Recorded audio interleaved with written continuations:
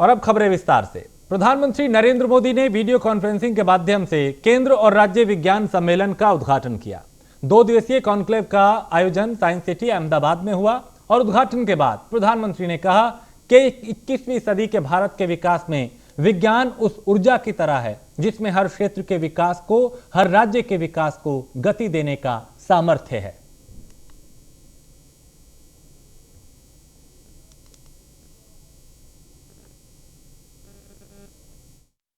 आज हर क्षेत्र में भारत के वैज्ञानिक कमाल कर रहे हैं।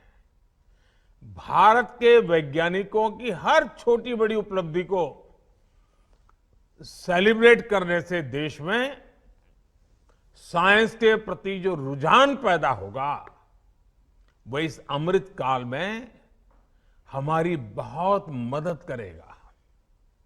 साथियों, मुझे खुशी है कि हमारी सरकार साइंस बेस्ड डेवलपमेंट की सोच के साथ आगे बढ़ रही है। 2014 के बाद से साइंस और टेक्नोलॉजी के क्षेत्र में इन्वेस्टमेंट में भी काफी वृद्धि की गई है। सरकार के प्रयासों से आज भारत ग्लोबल इनोवेशन इंडेक्स में 46वें स्थान पर है, 46, जबकि 2015 में भारत 81 नंबर पर था। हमारे शास्त्रों में कहा गया है, ज्ञानम विज्ञान सहितम यद ज्ञात्वा मोक्ष से अशुभात, अर्थात ज्ञान जब विज्ञान के साथ जुड़ता है, जब ज्ञान और विज्ञान से हमारा परिचय होता है तो संसार की सभी समस्याओं और संकटों से मुक्ति का रास्ता अपने आप खुल जाता है। समाधान का, सॉल्यूशन का, इवोल्यूशन का और इनोवेशन का आधार विज्ञान ही है। मुख्यमंत्री अरविंद केजरीवाल ने डिजिटल प्रेस वार्ता करते हुए कहा कि पंजाब में आम आदमी पार्टी की सरकार ने 8,736 कच्चे शिक्षकों को पक्का कर दिया। ऐसा करके आपकी पंजाब सरकार ने देश भर की राज्य सरकारों को आईना दिखाया है, जहां सरकारी नौकरियां खत्म कर कच्चे कर्मचारियों की भर्ती को बढ़ावा दिया जा रहा है। उन्होंने दावा करते हुए कहा कि पूरे देश में पहली बार आम आदमी पार्टी की सरकार ने पंजाब में कच्चे शिक्षकों को पक्का किया है। पंजाब से निकली यह हवा अब पूरे देश में फैलेगी।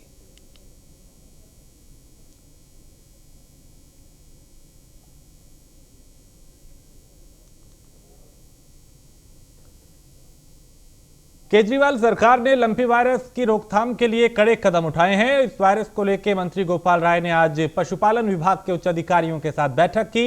इसके बाद उन्होंने बताया कि स्पेशल कंट्रोल रूम बनाने के निर्देश दिए गए हैं और बाकायदा हेल्पलाइन नंबर भी जारी किया गया है।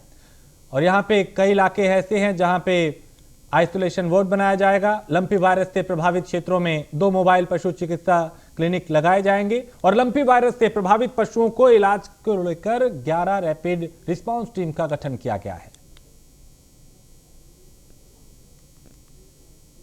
आसपास के सभी राज्यों में, खासकर उत्तर प्रदेश में, राजस्थान में, पंजाब में, हरियाणा में, हिमाचल प्रदेश में, उत्तराखंड में गायों में लंपी वायरस का प्रकोप काफ़ी तेज़ी से बढ़ा हुआ है। इस वायरस के प्रभाव में आने वाले जो पशु हैं उनमें तेज बुखार का लक्षण देखा जा रहा है, आँख और नाक से पानी बहने का लक्षण देखा जा रहा है।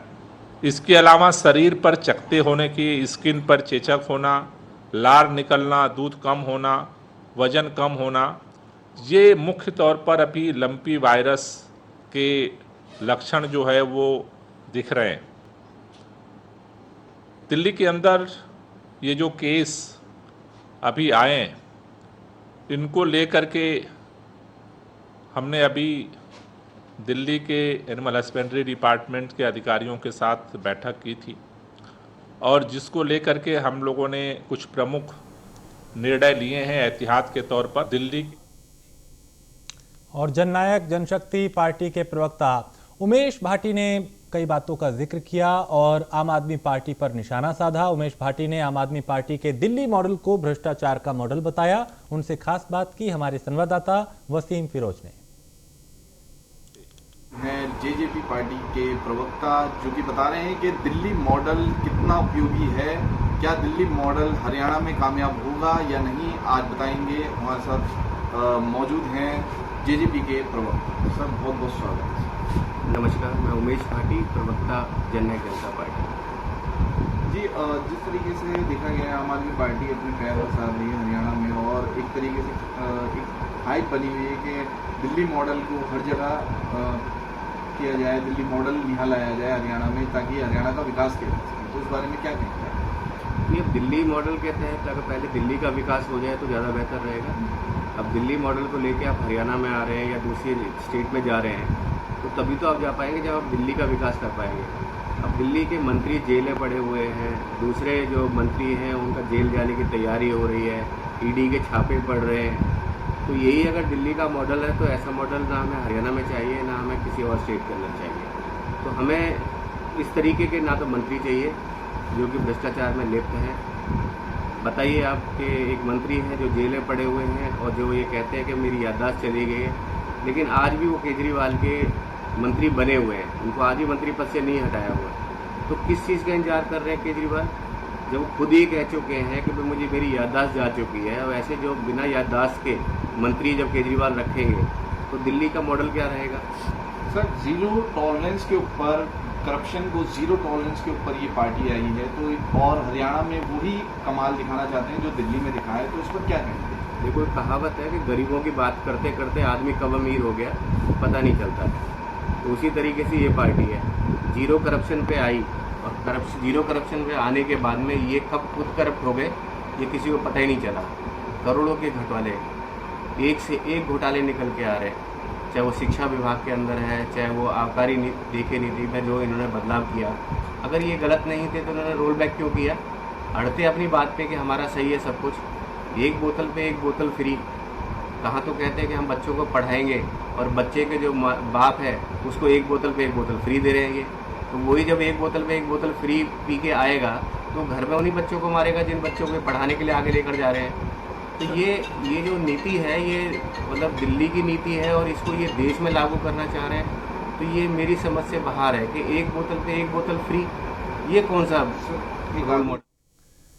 पंजाब के मुख्यमंत्री भगवंत मान राष्ट्रपति द्रौपदी मुर्मू से उनके आवास पे मुलाकात करने पहुंचे। राष्ट्रपति से मुलाकात के बाद भगवंत मान ने कहा कि राष्ट्रपति से मेरी शिष्टाचार भेंट थी। मैंने राष्ट्रपति को पंजाब आने का न्योता दिया है और हम उन्हें पंजाब की संस्कृति और रहन सहन खान पान के बारे में बताएंगे।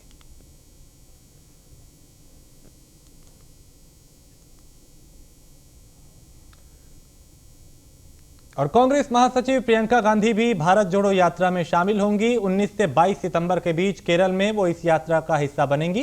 कन्याकुमारी से कश्मीर तक की 150 दिन में 3500 किलोमीटर की यात्रा के जरिए कांग्रेस जनता के बीच उतर उनसे उनकी परेशानियों और उनके मुद्दों को जानेगी।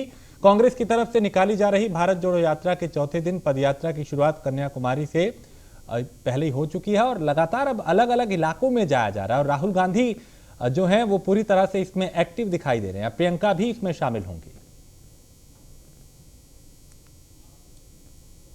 और उत्तर पश्चिमी दिल्ली के मंगोलपुरी इलाके में 2 हमलों में एक व्यक्ति की चाकू मारकर हत्या कर दी गई और करीब 4 लोग घायल हो गए। पुलिस के मुताबिक शुक्रवार शाम करीब 4:36 पे मंगोलपुरी के ब्लॉक में चाकू मारने की वारदात हुई। पुलिस ने कहा पड़ोसियों की पहचान हुई है और मृतक के पिता का दावा है कि उनके बेटे को गणेश विसर्जन में जाने की वजह से मारा गया है।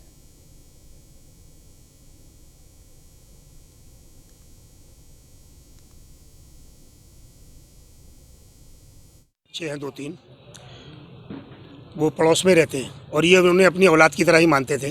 कई बार उन्होंने झगड़ा किया तो हम खुद थाने से उन्हें बचा के लाए कि साहब आइंदा नहीं करेगा। SHO साहब से भी रिक्वेस्ट करके छुड़वा दिया करते थे। लेकिन आज उन्होंने हाकिम जी के लड़के के जो है मिलकर 8-10 लड़कों ने और पकड़कर जो है चाकू से गोद दिया। मारने वाला एक सैफ है जी, बताओ नाम बताओ पूरे। और कितने लोग एडमिट है अभी हॉस्पिटल में? हॉस्पिटल में हमारे कितने बच्चे हैं? हमारे 2 बच्चे और हैं। कौन कौन है भाई? एक मोंटी एडमिट है और एक फरदीन एडमिट है। इनके बड़े भाई के बच्चे हैं, हाकिम जी के छोटे भाई के। हाकिम जी के छोटे है, 2 बता रहे हैं, SHO साहब बता के गए कि 2 लोग अरेस्ट हुए हैं। धोखे पुलिस मार रहा था। मैंने बोला बेटे घर पे आ जाओ, अब तो घर पे आ जाओ। तो बोला पापा मैं पुलिस मार के आ रहा हूँ। यहाँ पे कोई बात हुई, मेरा बेटा यहाँ से उठ के चला गया वहाँ। क्या नाम है बेटे का? बेटे का नाम अरमान है। वो वहाँ चला गया। उसके बाप ने, जो जिन लड़कों ने चाकू मारा, उसके बाप ने पीछे से पकड़ लिया मेरे बेटे को। उन लड़कों ने चाकू मारा। कितने चाकू लगे बच्चे के? 3 से 4 चाकू लगे। हार्ट पे लगाए। और कौन कौन है जो आपके एडमिट है हॉस्पिटल के अंदर भी? दो हैं। क्या नाम है दोनों? एक का मोंटी नाम है, एक का नाम फरदीन है। मेरे छोटे भाई के बच्चे हैं वो।